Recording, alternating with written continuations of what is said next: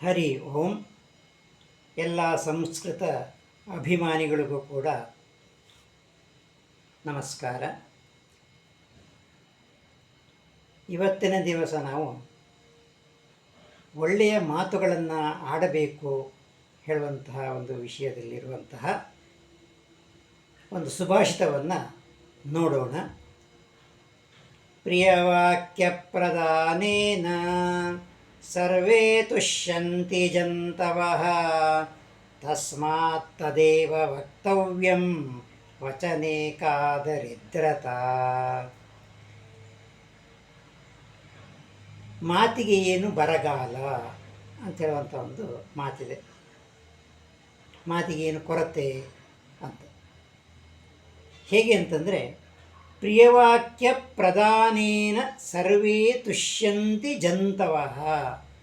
ಪ್ರಿಯವಾಕ್ಯ ಪ್ರದಾನೇನ, ಪ್ರಿಯವಾಕ್ಯ ಅಂತಂದರೆ ಮತ್ತೊಬ್ಬರಿಗೆ ಬೇಸರ ಆಗದೇ ಇರುವಂತಹ ಮಾತನ್ನು ನಾವು ಪ್ರಿಯವಾಕ್ಯ ಅಂತ ಹೇಳ್ಬೋದು.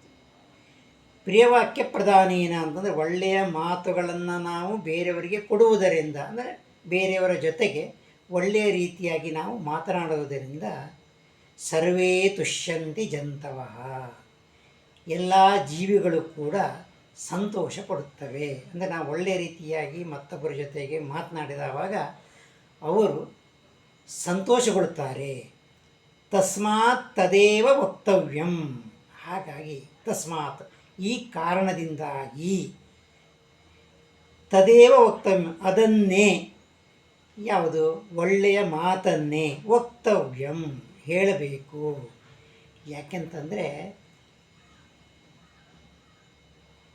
ಪ್ರಿಯವಾಕ್ಯ ಪ್ರದಾನೇನ ಸರ್ವೇ ತುಷ್ಯಂತಿ ಜಂತವಃ ತಸ್ಮಾತ್ ತದೇವ ವಕ್ತವ್ಯಂ ವಚನೆ ಕಾ ದರಿದ್ರತಾ. ವಚನೆ ಕಾ ದರಿದ್ರತಾ, ಮಾತಿಗೆ ಏನು ದಾರಿದ್ರ್ಯ ಉಂಟು ಅಂದರೆ ಬೇರೆಯವರ ಜೊತೆಗೆ ಒಳ್ಳೆಯ ರೀತಿಯಾಗಿ ಮಾತನಾಡುವುದರಿಂದ ಏನು ಕೊರತೆ ಉಂಟು ನಮಗೆ.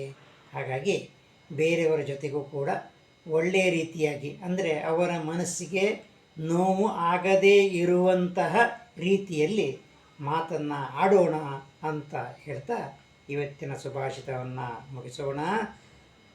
ಸರ್ವೇ ಸಂತು ನಿರಾಮಯಾಃ ಸರ್ವೇ ಸುಖಿನಃ ಭವಂತು, ಅಂದರೆ ಎಲ್ಲರಿಗೂ ಒಳ್ಳೆಯದಾಗಲಿ.